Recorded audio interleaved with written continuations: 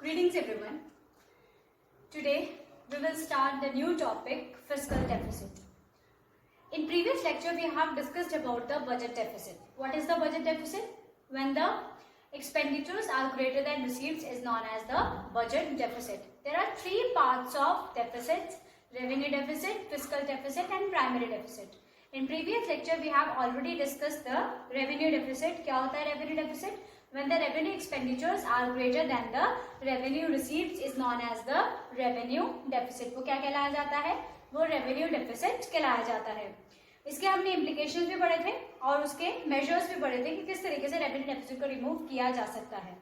Today we will discuss about the fiscal deficit. The second deficit is the fiscal deficit. Now what is the meaning of fiscal deficit? क्या होता है fiscal deficit?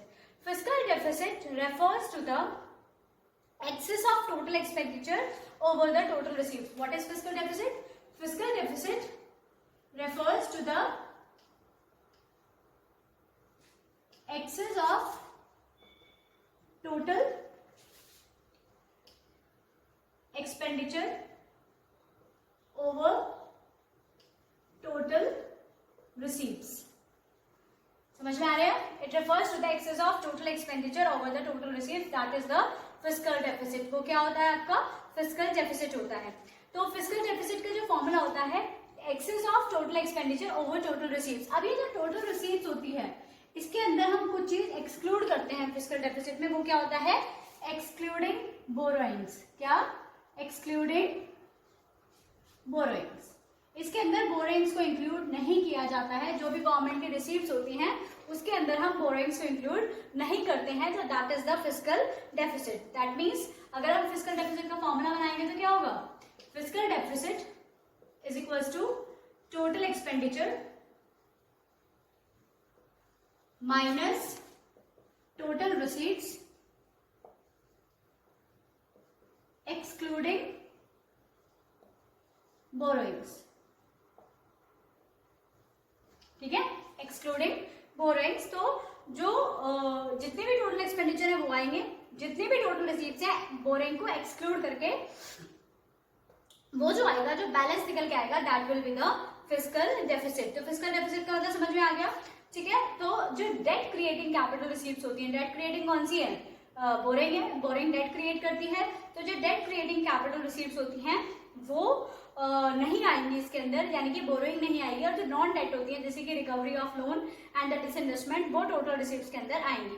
तो जब government की expenditures are greater than the receipts तो वो क्या कहलाया जाता है? वो कहलाया जाता है फिस्कल डेफिसिट. अब एक तरह से what is this fiscal deficit? वो क्या है? फिस्कल डेफिसिट क्या है? Fiscal deficit means the borrowing. क्योंकि जो आंसर निकल के आएगा वो क्या होगा? एक्चुअल में वो क्या है? वो बोरोइंग है. यानी कि फिस्कल डेफिसिट क्या कर रही है गवर्नमेंट? गवर्नमेंट कर रही है बोरोइंग. गवर्नमेंट क्या करती है?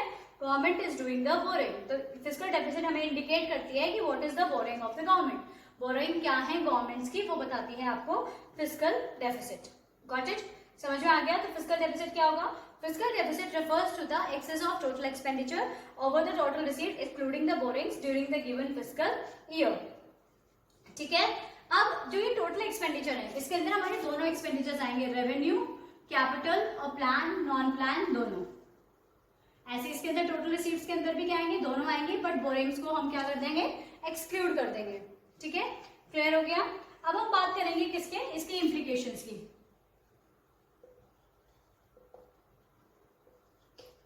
इम्प्लीकेशंस क्या होती हैं? इम्प्लीकेशंस आपकी होती हैं जैसे कि अब अभी मैंने आपको बताया कि जो फिस्कल डेफिसिट है वो हमें रिप्रेजेंट करता है कि what are the government borrowings. Government की बोरिंग्स क्या क्या है वो चीजें हमें यहाँ पर रिप्रेजेंट होती हैं. अब गवर्नमेंट जनरली बोरो कहाँ से करती है वो मैं आपको बताती हूँ. बोरिंग पहले वो कहाँ से होता है? बोरिंग जनरली गवर्नमेंट कहाँ से करती है? गवर्नमेंट करती है या तो आरबीआई से या फिर जनरल पब्लिक से या फिर रेस्ट ऑफ द वर्ल्ड से. तीन जगह से बोरिंग करती है. उससे गवर्नमेंट जब बोरिंग करेगी तो what will be the effect on the economy? Implications क्या है? इफेक्ट क्या पड़ेगा इकोनॉमी के अंदर? तो सबसे पहला जो इम्पैक्ट पड़ेगा गवर्नमेंट के अंदर वो पड़ेगा डेट ट्रैप. अब ये कैसे होगा? डेट ट्रैप कैसे होता है? देखिए, जब गवर्नमेंट बोरिंग करती है, डेट ट्रैप कैसे होता है? फिस्कल डेफिसिट का मतलब क्या है? What does it the fiscal deficit mean? Fiscal deficit refers to the borrowing requirement of the government, क्योंकि जो फिस्कल डेफिसिट आ रहा है निकल के आंसर, वो दिखा रहा है कि गवर्नमेंट को वो पैसा कहाँ से मिलेगा, बोरोइंग से, यानी कि fiscal deficit shows the borrowing requirement of the government. आपको ये तो समझ में आ गया होगा, आपको ये तो समझ में आ गया होगा, जो फिस्कल डेफिसिट होता है वो एक्चुअल में बोरोइंग होती है कि गवर्नमेंट इतना बोरो करती है, ठीक है। तो जब गवर्नमेंट बोरो करती है दैट मींस फिस्कल डेफिसिट आपको क्या इंडिकेट करती है, fiscal deficit refers to the total borrowing of the government. Fiscal deficit क्या इंडिकेट करती है, borrowing of the government, borrowing requirement of the government.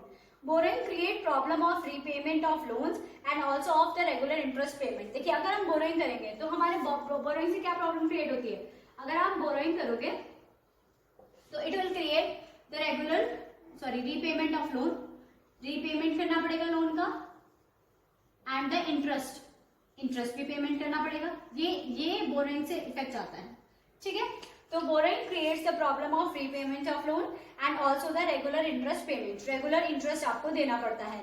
अब इंटरेस्ट जो बढ़ता है, जब इंटरेस्ट ऑन लोन ये इंक्रीज होता है तो क्या होता है, इंटरेस्ट कौन सा है, इंटरेस्ट आप पे कर रहे हो, तो ये कौन सा एक्सपेंडिचर है, ये कौन सा एक्सपेंडिचर, रेवेन्यू एक्सपेंडिचर। अगर आप पेमेंट करोगे इंटरेस्ट ऑन लोन की तो it will increase the revenue expenditure. ये इसका इफेक्ट्स है, क्या बढ़ा देगा, ये रेवेन्यू एक्सपेंडिचर बढ़ा देगा, ठीक है। तो रेवेन्यू एक्सपेंडिचर जब बढ़ जाएगा तो कौन सी प्रॉब्लम आएगी, रेवेन्यू डेफिसिट की। अब रेवेन्यू डेफिसिट अभी हमने पढ़ा भी है कि रेवेन्यू डेफिसिट को पूरा करने के लिए गवर्नमेंट क्या करती है, इधर बोरोइंग और डिसइन्वेस्टमेंट। डिसइन्वेस्टमेंट तो कर ही नहीं सकती क्योंकि उसके पास है ही नहीं करने के लिए। अब वो क्या करेगी, फिर से क्या करेगी, बोरोइंग। अब जो उसको पूरा करने के लिए, रेवेन्यू डेफिसिट को पूरा करने के लिए गवर्नमेंट क्या करेगी, बोरोइंग करेगी, which leads to the government resort to further borrowing. Government क्या करेगी, दोबारा से बोरोइंग करेगी to repay the earlier loan. इस लोन को पूरा करने के लिए दोबारा से गवर्नमेंट ने बोरो, तो हम उसी स्टेज पे आ गए, देख रहे हो आप। फिर बोरोइंग, फिर रीपेमेंट ऑफ लोन, फिर इंटरेस्ट ऑन लोन, फिर रेवेन्यू एक्सपेंडिचर, फिर रेवेन्यू डेफिसिट, फिर बोरोइंग। तो ये क्या है, इससे क्या होगा, the country is cot in the debt trap. Country किस में फंस जाएगी, डेट ट्रैप में फंस जाएगी। समझ में आ रही है बात, अच्छे से क्लियर हुआ। तो क्या है ये डेट ट्रैप, कैसे होता है कि फिस्कल डेफिसिट जो है वो इंडिकेट करता है the borrowing requirement of the government, की कंट्री की जो गवर्नमेंट की बोरोइंग रिक्वायरमेंट क्या है। अब बोरोइंग जो है वो क्रिएट करता है problem of repayment of loan and the regular interest payment. अब जब इंटरेस्ट पेमेंट करेगा तो इससे इंक्रीज होती है रेवेन्यू एक्सपेंडिचर। जब रेवेन्यू एक्सपेंडिचर इंक्रीज होती है which leads to the revenue deficit. जब रेवेन्यू डेफिसिट होगा तो government resort to further borrowing. Government क्या करेगी, बोरोइंग करेगी to repay the earlier loan. अब जब उससे क्या होगा, the economy will be caught in the debt trap. Economy किसमें फंस जाएगी, डेट ट्रैप में फंस जाएगी। तो this is the first implication of fiscal deficit. ये फर्स्ट इम्प्लीकेशन होता है फिस्कल डेफिसिट का, that is debt trap. Clear हो गई, अच्छे से बात समझ में आ गई डेट ट्रैप क्या होता है, ठीक है। अब आप इसे नोट डाउन करिए पहले, फिर मैं नेक्स्ट इम्प्लीकेशन बताती हूँ।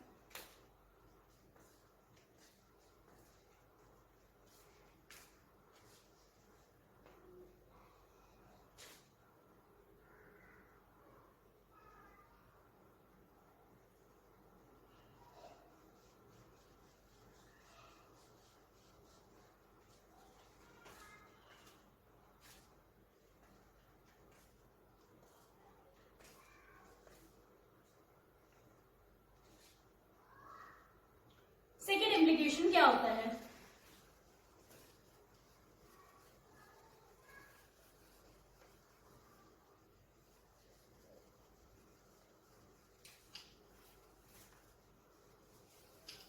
ये भी अब मैं रब नहीं कर रही हूँ, I will give you the time.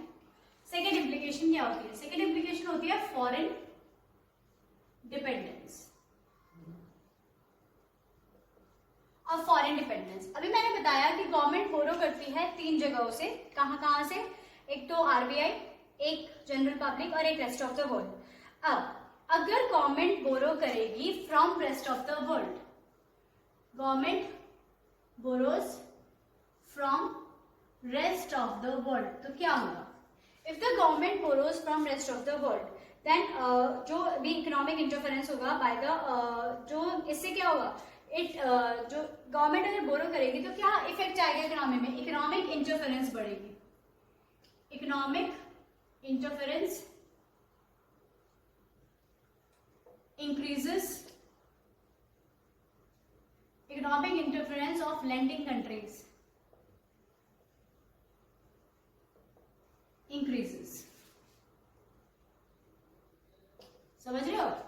अगर गवर्नमेंट बोरो करती है from rest of the world तो इकोनॉमिक इंटरफेरेंस जो होता है लैंडिंग कंट्रीज से वो क्या होता है, वो इंक्रीज होता है।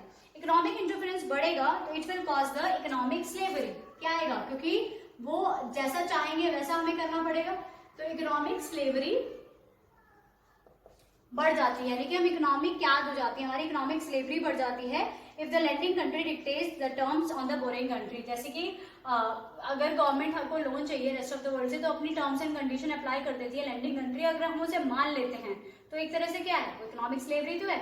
अब जैसे आपको याद होगा एक पॉलिसी आई थी न्यू इकोनॉमिक पॉलिसी, जिसे हम LPG पॉलिसी भी कहते हैं, liberalisation, privatisation and the globalisation. ये पॉलिसी होती है आपकी liberalisation, privatisation and the globalisation. तो ये जो पॉलिसी होती है ये हमने क्यों अडॉप्ट की थी, इकोनॉमी जो है वो बहुत ज्यादा डेट ट्रैप में फंस गई थी बिफोर दिस 1990 से पहले। तो इकोनॉमी जो है हमारी जो गवर्नमेंट है वो IMF के पास गई, उनसे लोन की रिक्वेस्ट की। लोन देने को IMF राजी हो गया, बट उन्होंने कहा कि you have to change your policy, हमें अपनी पॉलिसी को चेंज करना पड़ेगा। तो एक तरह से क्या है, हमने वो पॉलिसी चेंज की, हमने LPG लाई, पहले पॉलिसी थी LQP, उसके बाद आई LPG, ठीक है। तो हमने पॉलिसी चेंज की, आप पढ़ेंगे, ये चैप्टर है इंडियन इकोनॉमी के अंदर, ठीक है, तो आप इसे पढ़ेंगे तब आपका समझ में आएगा आपको ये। तो हमने जो पॉलिसी की वो क्या थी, LPG। तो ये क्या है, वो है फॉरेन डिपेंडेंस की, इकोनॉमिक इंटरफेरेंस कंट्री के अंदर हुआ और हमें लोन की जरूरत थी तो हमने लोन लिया और हमें उनकी टर्म्स एंड कंडीशंस को भी मानना पड़ा।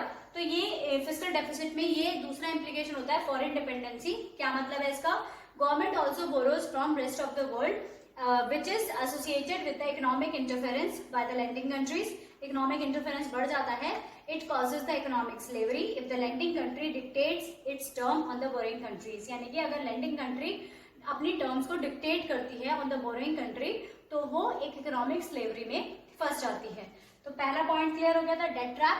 दूसरा पॉइंट होता है foreign dependence. And the third जो आपका इम्प्लीकेशन आता है, कॉजेज इन्फ्लेशन। अब इन्फ्लेशन कैसे आता है, ये देखो इन्फ्लेशन कैसे आ जाता है। अभी हमने बात करी, अगर government rest of the world से बोरो करता है तो फॉरेन डिपेंडेंसी बढ़ जाती है। अगर गवर्नमेंट बोरोइंग करता है तो गवर्नमेंट को दोबारा से उस बोरोइंग को करते रहना पड़ता है, तो वो डेट ट्रैप में फंस जाता है। अब अगर गवर्नमेंट जो है बोरो करता है from RBI, if government borrows from RBI, अगर गवर्नमेंट किससे बोरो करता है, RBI से, तो अब क्या होगा, if the government borrows from RBI to meet its fiscal deficit, it is done by, कैसे की जाती है ये, जो RBI से कैसे की जाती है, it is done by deficit financing. Very important word, it is done by deficit financing. किससे की जाती है ये, डेफिसिट फाइनेंसिंग से की जाती है। If the government borrows from RBI, it is done by deficit financing. Now what does this term indicate, क्या होता है डेफिसिट फाइनेंसिंग, डेफिसिट फाइनेंसिंग होता है issuing more notes by RBI to meet the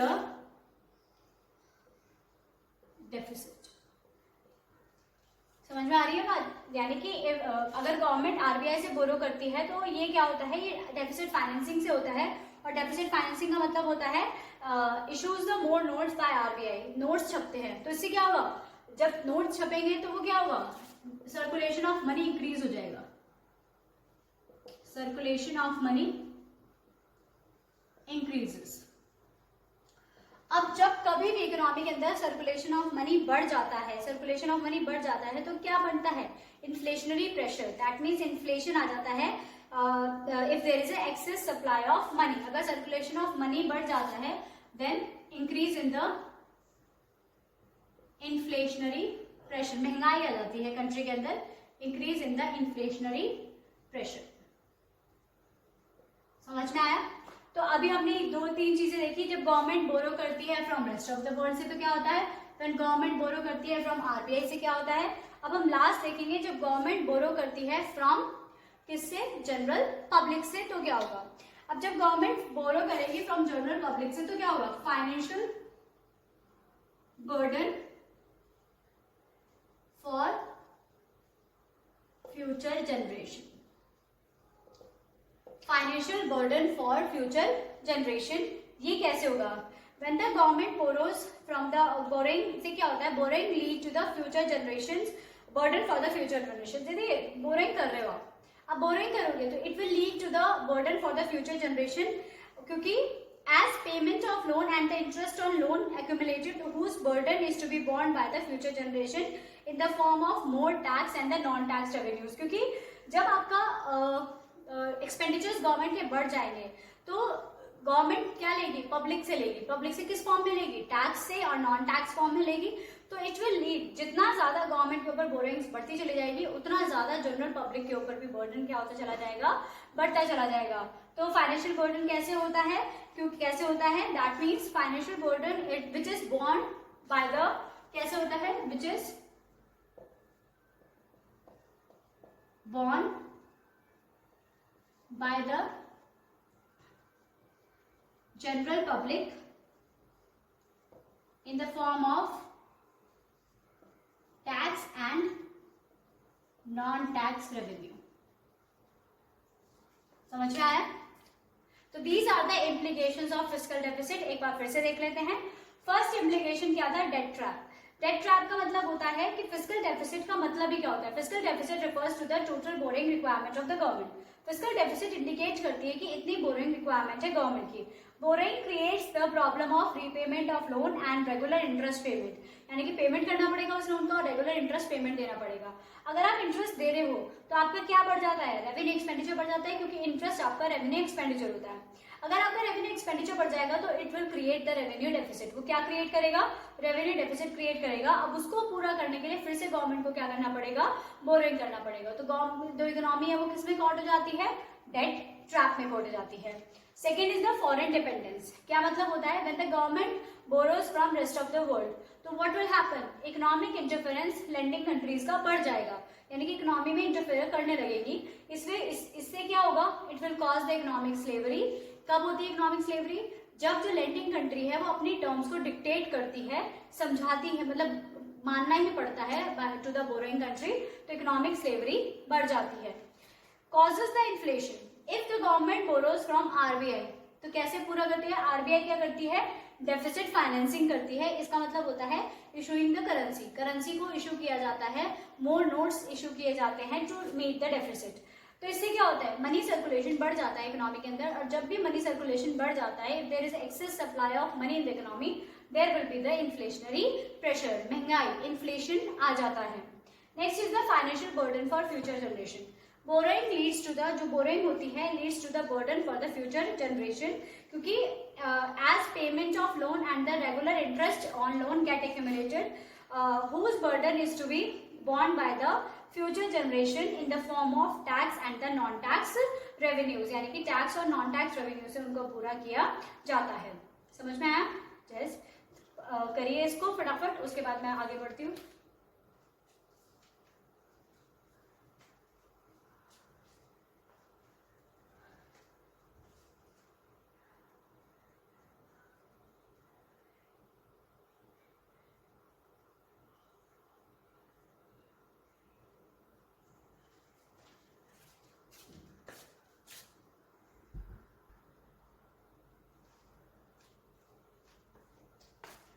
next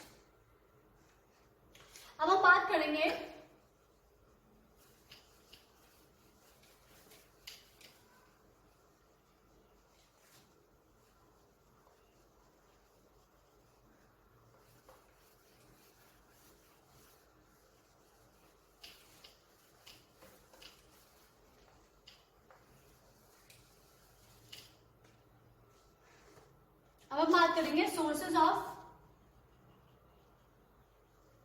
financing fiscal deficit. Sources of financing fiscal deficit, यानी कि fiscal deficit को कहां से फाइनेंस किया जा सकता है? तो there are two main sources, जो आपको पता ही है. दो सोर्सेज होते हैं फाइनेंस करने के फिस्कल डेफिसिट को. बोरोइंग के जरिए, ठीक है, बोरोइंग के जरिए किया जा सकता है, और डेफिसिट फाइनेंसिंग के जरिए किया जा सकता है. यानी कि अगर फिस्कल डेफिसिट को पूरा करना है, या तो गवर्नमेंट बोरो करेगी, या इधर from the rest of the world और फ्रॉम द एक्सटर्नल सोर्सेज या इंटरनल सोर्सेज दोनों जगह से बोरो करेगी, या फिर डेफिसिट फाइनेंसिंग करेगी, दैट मीन्स जब गवर्नमेंट बोरो करती है फ्रॉम आरबीआई, भी मैंने बताया आपको। तो these are the two sources of borrowing, ठीक है। तो अगर डेफिसिट फाइनेंसिंग की आपको डेफिनेशन बतानी है तो क्या बताओगे? The government borrows from the RBI against its securities to meet the fiscal deficit. कहां से बोरो करती है? आरबीआई से, against the securities to meet the fiscal deficit. RBI issues the new currency for this purpose. RBI क्या करती है? नई currency issue करती है। This process is known as deficit financing. इस प्रोसेस को क्या कहते हैं? डेफिसिट फाइनेंसिंग बोलते हैं। समझ में आ गया? अच्छे से क्लियर हो गया? अब हम बात करते हैं what are the measures to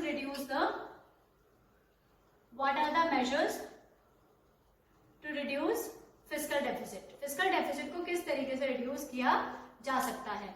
तो वही मेजर्स हैं जो हमने वहां पढ़े हैं। क्या कर सकता है? पब्लिक एक्सपेंडिचर, वही दो ही कारण है, या तो अपने एक्सपेंडिचर्स कम करे या फिर अपनी रिसीप्ट्स को बढ़ाए। तो जो मैंने आपको रेवेन्यू डेफिसिट में बताए थे वही सेम रीजंस यहाँ पर आएंगे कि what are the measures. Public expenditure को रिड्यूस कैसे कर सकती है? पहला था a drastic reduction in the wasteful expenditures और by curtailing the non plan expenditures. वो बिल्कुल सेम वही है जो हमने रेवेन्यू एक्सपेंडिचर्स में पढ़े थे। दूसरा, अपनी रेवेन्यू को बढ़ा सकती है, तो वही increase in the existing tax rate and impose the new taxes, increase in the non-tax revenue receipts. Effort should be made to increase the income from the public sector enterprises and the tax evasion should be controlled. The same है, बिल्कुल same है, कोई difference नहीं है। चाहे वो primary deficit, चाहे वो रेवेन्यू डेफिसिट हो, चाहे वो फिस्कल डेफिसिट हो, चाहे वो प्राइमरी डेफिसिट हो, मेजर्स उनके बिल्कुल सेम होते हैं। क्योंकि मेजर्स क्या हैं?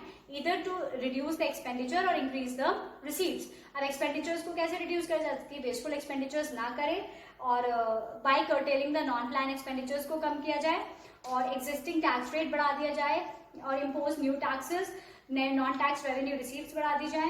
Effort should be made that income increase in income from the public sector enterprises और tax evasion should be controlled. तो सेम है, बिल्कुल सेम है। अब हम आगे बढ़ते हैं लास्ट डेफिसिट की तरफ। सिंपल सा है, छोटा सा है, लास्ट टॉपिक है इस चैप्टर का। लास्ट डेफिसिट की तरफ बढ़ते हैं, that is the primary deficit. ये थर्ड डेफिसिट है, प्राइमरी डेफिसिट। अब ये क्या होता है? बस फॉर्मूला पता होना चाहिए, उसके बाद कुछ नहीं है।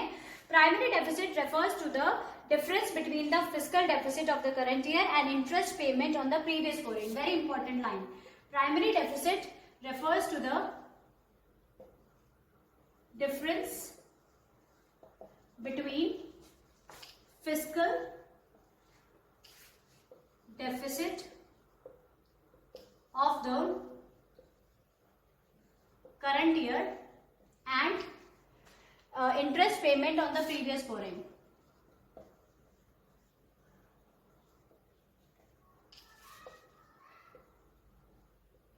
And interest payment on the previous borrowings. समझ में आया? Interest payment on the previous borrowing, that is the fiscal deficit. तो fiscal deficit क्या है? Fiscal deficit refers to the difference between the fiscal deficit of the current year and the interest payment on the previous borrowing. जो interest payment होता है previous borrowing पे, वो हमारा क्या कहलाया जाता है? प्राइमरी डेफिसिट है। इसका फॉर्मूला क्या होगा? Primary deficit is equals to fiscal deficit minus